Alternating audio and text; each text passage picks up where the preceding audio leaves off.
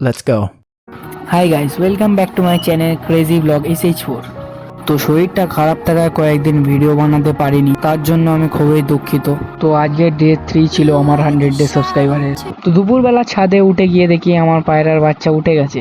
আসলে বাচ্চাটা দুদিন আগে উঠে গেছিল। তো একটা বাচ্চাকে একটু হাতে নিয়ে দেখলাম। দুপুরবেলা এত কড়া রোদে আমার অবস্থা একদম টাইট হয়ে গেছিল। সন্ধ্যা হতেই আমার ভাইয়ের ঘুড়ির কালেকশন দেখছিলাম।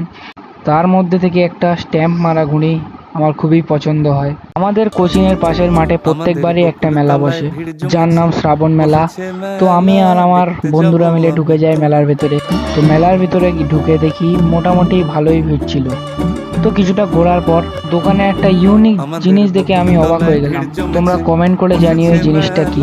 তো জিনিসটা নিয়ে বেশি না ঘাঁটিয়ে রেখে দিই সেখানে।